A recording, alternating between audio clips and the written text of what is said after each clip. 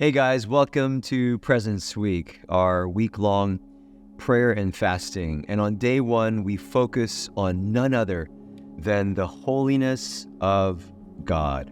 Let me read to you Psalm 29, 1-2. It says, "Ascribe to the Lord, you heavenly beings, ascribe to the Lord glory and strength.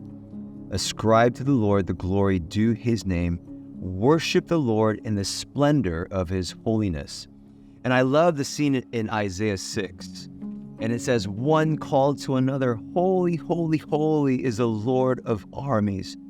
His glory fills the whole earth. The foundations of the doorway shook at the sound of the angels' voices, and the temple was filled with smoke."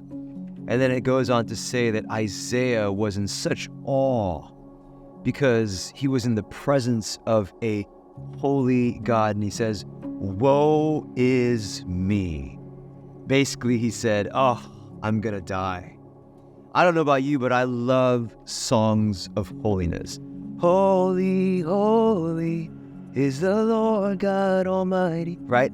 I just lift my hands a different way. I love that new song that we sing. It says, "And the angels cry, holy, all creation cries." That was totally out of tune, but it's okay. You know what I'm saying. And when I sing those songs, these songs sort of move me the most. I begin to lift my hands in just a different way. I just want to be on my knees, because how can I stand before such a holy God? And I feel so privileged and blessed to be in the presence of such a holy being. And so how come we so often forget about God's holiness? And here's where I think the problem is that in our minds and in our spirit, we love the holiness of God, but in our flesh, we oftentimes forget.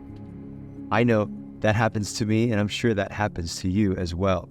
And it says in the book of James that we are dragged away. We're dragged away by our own evil desires. And every day I feel my temptation dragging me to become my own God and to forget the holiness of God. And so as we start Presence Week, I want us to receive a revelation of God's holiness. Yes, he loves you. Yes, he is your friend. Yes, he is with you. But God, he is a God in whom people trembled at his feet. And when anyone encountered him, they fell on their face and they said, like the prophet Isaiah, "Woe is me. Who am I to stand before such a holy God?" And the beautiful thing about it is that on one hand, God is holy, but on the other hand, he's so approachable.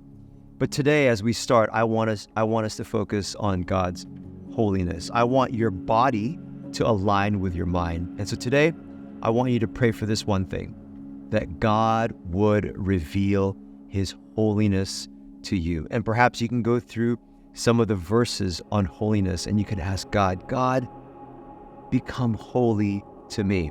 And one more thing, as a homework, as you pray today, I want you to do something with your body.